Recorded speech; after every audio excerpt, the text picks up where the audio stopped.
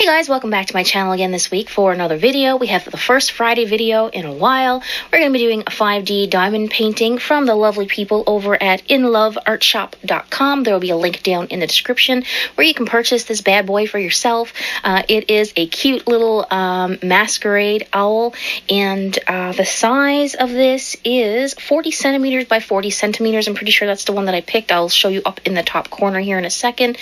Just wanted to let you guys know that I'm not sponsored for this video, but the people over at In Love Art Shop did send me this to give a review, to show you guys their awesome product, and a link to where you can go and grab one for yourself if you're really interested into diamond painting.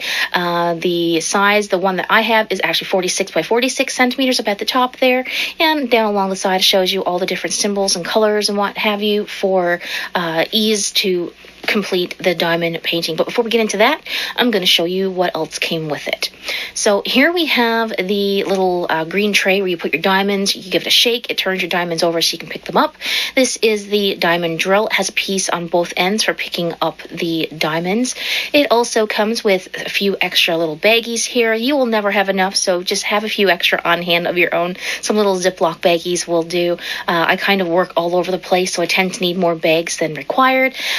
And this is a little, I guess like a silicone, kind of like a, I'm going to call it silicone. It goes up inside of the end of the drill press or the drill pencil, and that allows you to pick the diamonds up from the green tray that we have there and easily position them over onto the diamond painting. When I'm trying to show you guys here, but you can't really see up inside the drill, but that is what it's called. That's what it does, and that is all you need to do to start working on the diamond painting. But that's not all that comes with it. I'm going to go ahead and show you all the different, we're going to call them, I go between rhinestones and diamonds, because they're really not diamonds, right? They're just plastic little pieces that are pretty shimmery.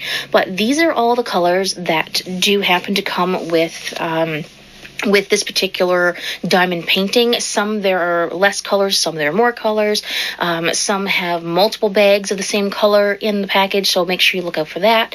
And then some are packaged when you need a whole lot of one color in a big bag like this. So I'm just pointing out to show you that all the color numbers are listed on the bag. So you would just go over to your little guide or your key on the side of the diamond painting, match that number up with the symbol, and that's the color that you use for that particular symbol on the diamond painting. But there are loads and loads and loads of colors to choose with in this one. They are not all the same, and I'll actually talk about that in a later video. So here's a little tip when you're working with these diamond paintings. I really wish that the suppliers would send them rolled instead of folded. When they're folded, there are a lot of bends and creases. They're not really hard to get out, but it would be beneficial if they were rolled. So what I just usually do, I turn the diamond painting kind of in the opposite direction and kind of give it a fold and a good press. I mean, you can also put it underneath some books if you felt the need to do that. But as you see here, I did kind of get out most of the folds. When you get the diamonds on there, or the rhinestones, whatever you want to call them, it kind of evens itself out anyway, so it's not that big of a deal. It's just, it would look nicer if you could roll it rather than fold it. But really, that was my only pet peeve with this entire project, was the folded pattern.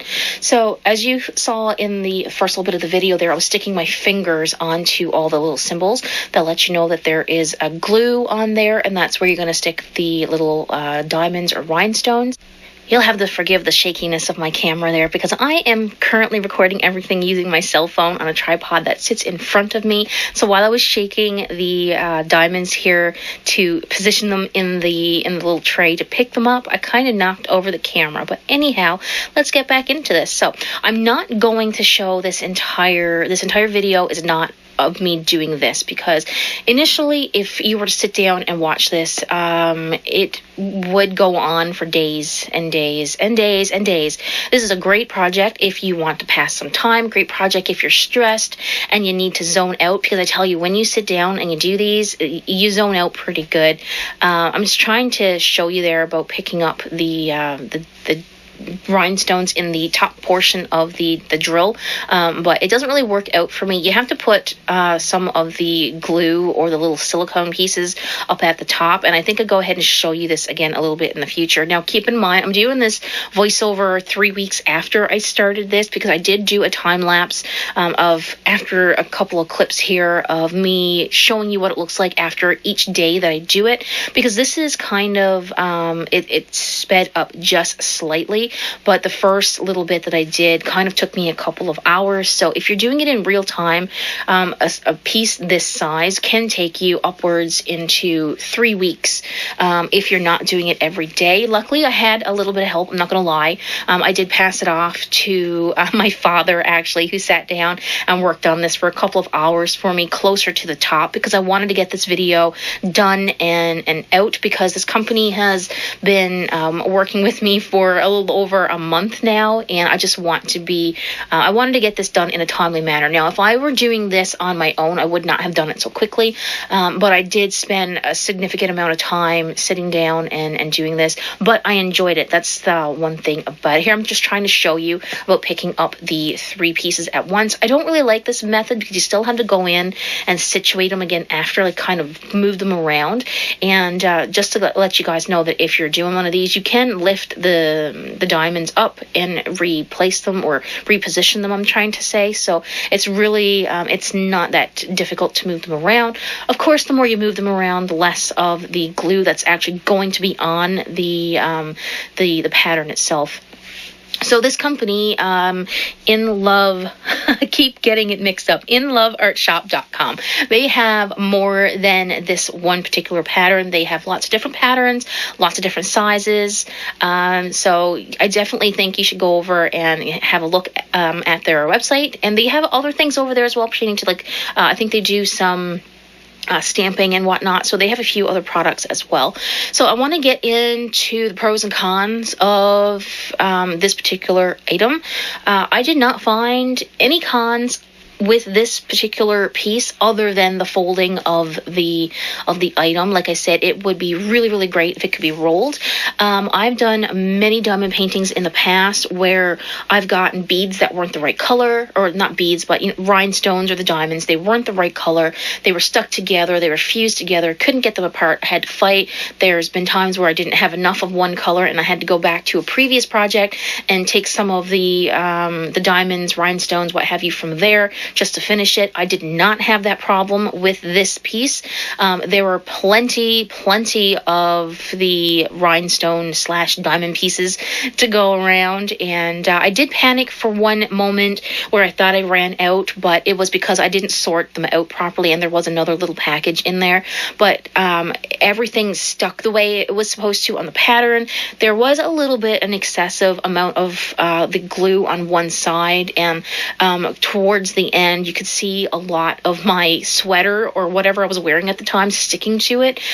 So having glue going past the pattern is a little bit of a con too, I guess, but I understand why it's there. It's to help keep the plastic and everything on while you're doing the project. So I guess just be careful with that one little bit. But I was fairly pleased with everything. The picture was great. I mean, it's what it is for a diamond painting. There's not going to be as much detail to the piece once it's finished as there is in like the original picture, but it's really fun to do. It's a great pastime. Like I said, if you want to chill, I mean, I don't think you can do this sitting on your bed unless you have some kind of a setup on your bed.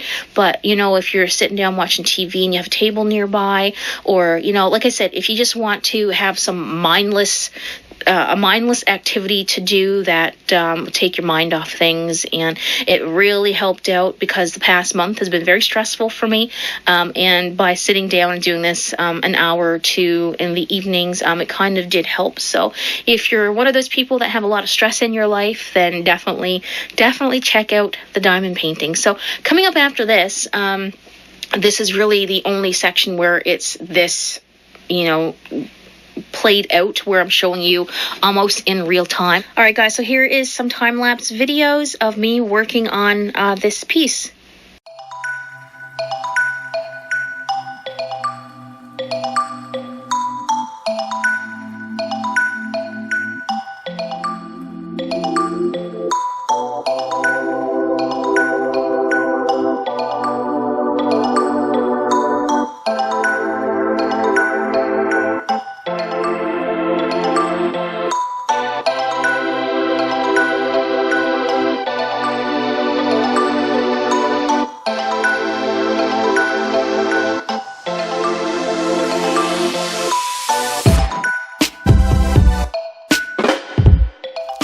Alright guys, this is day 4 of working on this diamond painting, so I just wanted to give you an update. I'm just going to, well, I pull this back a little bit because of the glare. Let's see. So this is what I've gotten done so far. I had a little bit of help with this corner over here because Jeremy sat down and he did some of this as well the other day. But I'm just over a quarter of the way up the diamond painting, but I don't have any of this down here done. I did continue on up in here with some of the colors because I had a few the diamond pieces left in my green tray there, and I just didn't want to put them back, so I continued on with that. And I kind of like working all over the place, so there's no rhyme or reason to anything I have done here. But this is how far I am. 4 days working on it, maybe roughly about an hour or 2 a day, give or take.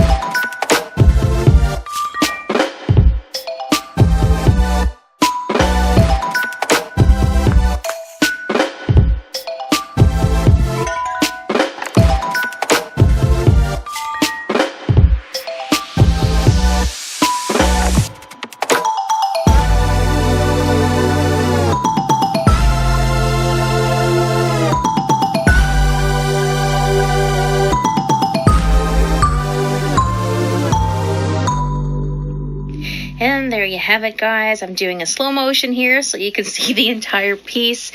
It took roughly about 13 days to get this completed. Like I had mentioned, an hour or so a day. Be sure to go over and check out inloveartshop.com and get your hands on one of these for yourself. Give it a go. And thank you guys so much for watching. I hope you enjoyed the video. And I will see you in the next studio vlog, which hopefully will be next week. All right, guys. Thanks for watching, and I'll see you in the next one.